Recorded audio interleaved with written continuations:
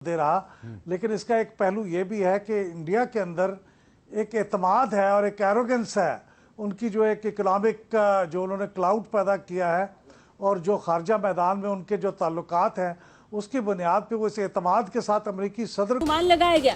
वही खास बात यह है कि धनतेरस पर भारत में तैयार माल बेचने के चलते इस बार चीन को करीब 1 लाख करोड़ रुपए की चपत लगी है। प्रधानमंत्री नरेंद्र मोदी ने लोकल फॉर वोकल की आवाज है। वहां पे अब ये सवाल बहरहाल खड़ा हो गया है कि पाकिस्तान जो है वो हमारी तरफ जो आ रहा है वो कोई मोहब्बत या दोस्ती या कोई सबक सीख के नहीं आ रहा, बल्कि मुश्किल में फंसा हुआ इसलिए आ रहा है। तो अगर हमने ट्रेड किया, सच्चाई तो यही है सर, सच्चाई तो यही है। वरना उससे पहले तो हम बहुत तंग करते रहे, उससे पहले हम उनको कि इंडिया ने अपनी दुनिया के सामने अपनी हैसियत भी मनवाई है। ये हैसियत जी, इंडिया ने अपना जो है ना अपनी वो मनवा ली है कि हम एक रिस्पॉन्सिबल मुल्क है और हमारा दुनिया में एक मुकाम भी है। हम एक इमर्जिंग इकोनॉमिक पावर है, हम एक रिस्पॉन्सिबल स्टेट।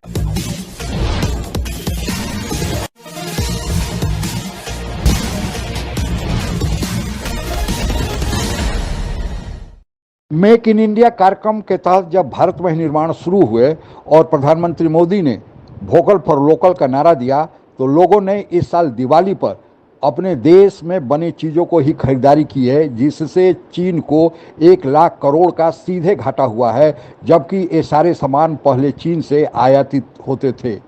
इसके कारण चीन में फैक्ट्रियों में ताले लगने की नौबत आ गई है। आगे की कहानी सुनते हैं। अनुमान लगाया गया। वही खास बात यह है कि धनतेरस पर भारत में तैयार माल बेचने के चलते इस बार चीन को करीब 1 लाख करोड़ रुपए की चपत लगी है।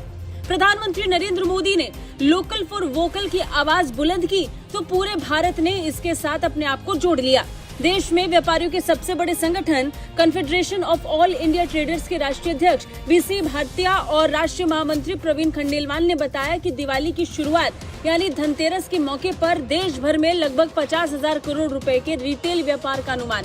वहीं दूसरी तरफ इस दिवाली पर वोकल फॉर लोकल का दर्शन पूरी तरह बाजारों में दिखता हुआ नजर आया, क्योंकि लगभग सारी खरीदारी भारतीय सामानों की ही हो रही है। एक अनुमान के अनुसार दिवाली से जुड़े चीनी सामानों की बिक्री अब ना होने से चीन को लगभग 1 लाख है। वहां पे अब ये सवाल बहरहाल खड़ा हो गया है कि पाकिस्तान जो है वो हमारी तरफ जो आ रहा है वो कोई मोहब्बत या दोस्ती या कोई सबक सीख के नहीं आ रहा, बल्कि मुश्किल में फंसा हुआ इसलिए आ रहा है। तो अगर हमने ट्रेड किया, सच्चाई तो यही है सर, सच्चाई तो यही है। वरना उससे पहले तो हम बहुत तंग करते रहे, उससे पहले हम उनको इनको अगर हमने अकोमोडेट कर दिया और ये दोबारा से ताकतवर हो गए तो ये फिर से हमला कर देंगे। तो ये बहुत से लोग भारत में कह रहे हैं। तो अब इसके साथ ये सवाल है कि भारत के साथ हमारे ताल्लुकात कैसे होंगे। यानी मैं इस पे कोई अभी हतमी राय नहीं दी। उम्मीद अपनी जगह है, वो तो जाहिर है, मैं भी दुआ करूंगा, आप भी दुआ करेंगी, अमन पसंद लोग जो भी होंगे दुआ करेंगे, दोस्ती हो, ट्रेड हो। लेकिन एक तरफ से हम भारत के साथ चलिए मामला ठीक करने की जानिब चल रहे हैं, दूसरी तरफ से अफगानिस्तान में अगर ये जो मामलात है ये अगर गर्म हो जाते हैं और वहां पे बाकायदा किसी तरह की किसी नौयत की जंग शुरू हो जाती है, तो फिर कौन सी ट्रेड और कैसी मईशत और क्या इकोनॉमी, वो तो बिल्कुल ही एक नया फसाद कि इंडिया ने अपनी दुनिया के सामने अपनी हैसियत भी मनवाई है। ये हैसियत जी, इंडिया ने अपना जो है ना अपनी वो मनवा ली है कि हम एक रिस्पॉन्सिबल मुल्क है और हमारा दुनिया में एक मुकाम भी है। हम एक इमर्जिंग इकोनॉमिक पावर है, हम एक रिस्पॉन्सिबल स्टेट भी हैं। तो इन सब चीज़ों को देखते हुए जो वेस्टर्न जो पावर्स हैं, ख़ासतौर पे अमेरिका, वो अब इंडिया को कल्टीवेट कर रहा है, इसमें कोई शक नहीं है। पहले उन्होंने ट्राई कर लिया, कोल्ड वॉर के दौरान वो मुसलमानों को करते थे कल्टीवेट। उस ज़माने में उनका मसला था कि सोवियत कम्युनिज्म को रोकने के लिए रुजत पसंद इस्लामिक सोच को आगे लाया जाए। जब कम्युनिज्म की वो थ्रेट ख़त्म हो गई तो अब उनकी है कि चाइना के साथ जो उनका एक वो है बैलेंस ऑफ पावर का प्रॉब्लम, उसमें इंडिया को वो प्रमोट कर रहे हैं। और इंडिया की जितनी बड़ी पॉपुलेशन है उसको दुनिया के अंदर एक बड़ा रोल का हक भी है, मैं समझता हूँ, प्ले करने का। तो पावर का इस्तेमाल करें। प्रधानमंत्री मोदी ने जिस तरीके से लोगों को अपने साथ एंगेज करने की कोशिश की वो बहुत हद तक सफल भी रही। अब इसे लेकर एक रिपोर्ट में कहा गया कि पूरे देश में वोकल फॉर लोकल गूंज रहा है। देश के लोग स्थानीय स्तर पर बने प्रोडक्ट्स को महत्व दे रहे हैं।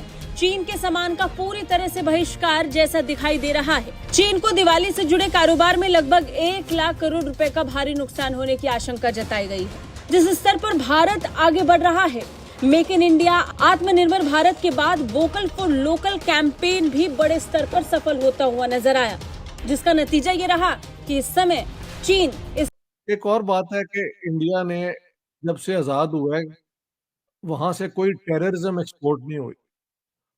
जहां भी इंडियन जाते हैं वहां पे अमन से और उस जो भी वहां के हालात होते हैं उसका हिस्सा बन के तो आगे बढ़ने की कोशिश करते हैं। तो इंडियन सिविलाइजेशन के साथ वेस्टर्न सिविलाइजेशन की कोई वो टक्कर जो है नजर नहीं आती। इसके बरक्स मुसलमानों के साथ राइट और रॉन्ग तो ये हुआ है। तो अब मुझे लगता है अमेरिकन ऑन हाई लेवल पे इंडिया को कल्टीवेट करना चाहते हैं। तो ये उस तरफ एक डायरेक्शन है और ये एक रिकग्निशन है कि ये दुनिया मल्टी सिविलाइजेशनल है। सिर्फ वेस्टर्न सिविलाइजेशन या इब्राहिमिक रिलीजन वाली सिविलाइजेशन का ही इसमें हिस्सा नहीं है बल्कि बाकियों का भी है। तो इस एतबार से मैं समझता हूँ इट्स अ गुड। चीन के साथ 3 साल पहले गलवान घाटी में जो झड़प हुई थी उसके बाद से ही भारत सरकार ने यह मन बना लिया था कि चीन पर अत्यधिक निर्भरता सही नहीं है। और यह बात केवल भारत ही नहीं बल्कि दुनिया के तमाम देशों ने जो कोरोना महामारी के समय चीन का रवैया रहा उसको देखते हुए दुनिया के देश भी अब समझ चुके हैं कि सप्लाई चेन के लिए चीन पर जो दूसरे देशों की निर्भरता बढ़ते जा रही थी, इसके पीछे कारण यह था कि चीन में सस्ता लेबर था और चीन बहुत बड़ी मात्रा में सस्ते चीज़ बनाता था। लेकिन जो उसका रवैया है कि लगता है कि अगर चीन सप्लाई चेन अपने यहाँ का सामान निर्यात करना बंद कर दे तो आज की तारीख में बहुत सारे ऐसे देश हैं जो पूर्ण रूप से चीन पर निर्भर है। तब वह सप्लाई बंद कर देगा तो बहुत सारे देशों का हुक्का पानी ही बंद हो जाएगा। और यह बात अमेरिका सहित यूरोपियन देशों को भी समझ में आ गई क्योंकि वहाँ भी चीन से भारी मात्रा में आयात होता है। अब चीन ने जब देखा कि उस पर बहुत सारे देशों का अवलंबन हो गया है, निर्भरता बढ़ गई है, तो चीन अपनी असल रंग दिखाना शुरू किया। अब वह वर्ल्ड पावर में सेकंड सुपर पावर बनने का सपना देखने लगा। इससे सबसे पहला डर अमेरिका को हुआ। अमेरिका और उसके सहयोगी देशों ने धीरे धीरे चीन पर नकेल लगाने की कोशिश की और यह सोचा गया कि चीन+1 की पॉलिसी शुरू की जाए कि चीन को नकेल लगाना हो तो सप्लाई चेन के लिए कोई ऐसा देश हो जो चीन जैसा ही मैन्युफैक्चरिंग करने में मजबूत हो और पश्चिमी देशों का जिस पर भरोसा हो। अब उसके लिए भारत सबसे उपयुक्त देश साबित हुआ है। अब मैन्युफैक्चरिंग की बहुत सारी यूनिट्स दूसरे देशों ने भारत में संयुक्त उपक्रम के रूप में या प्रत्यक्ष निवेश के रूप में FDI के रूप में भारत में ही लगाना शुरू किया है ताकि चीन पर जो निर्भरता है वह कम हो सके और चीन की जो महत्वाकांक्षा है कि सुपर पावर बने और वर्ल्ड ऑर्डर अपने मुताबिक चलाए उस पर पानी फिर जाए। अब वह धीरे धीरे सामने आता दिख रहा है। हालांकि इसमें कोरोना के बाद इसमें तेजी आने वाली थी, लेकिन तभी रूस यूक्रेन युद्ध चालू हुआ और फिर अब इजराइल हमास युद्ध चालू हुआ तो जो चीन को नकेल कसने का एजेंडा था वह थोड़ा कमज़ोर हो गया है। लेकिन अभी भी यह चल रहा है, हालांकि इसकी प्रगति इन युद्धों के कारण कम हुई है। और यही नहीं, G20 के दौरान जो चीन की महत्वाकांक्षी परियोजना G20 one belt one road कार्यक्रम था कि चीन अपने यहाँ के निर्मित मालों को कई देशों में सीधे भेज सके, उस योजना के बराबर भी IMEC यानी इंडिया, UAE, अरब देशों से होकर इजराइल से यूरोप तक का सीधे जुड़ाव हो जाए ताकि चीन जो अपने यहाँ के सामानों को दूसरे देशों में भेजने के लिए वन बेल्ट वन रोड कार्यक्रम चालू किए हुए है उसको भी धक्का लगे।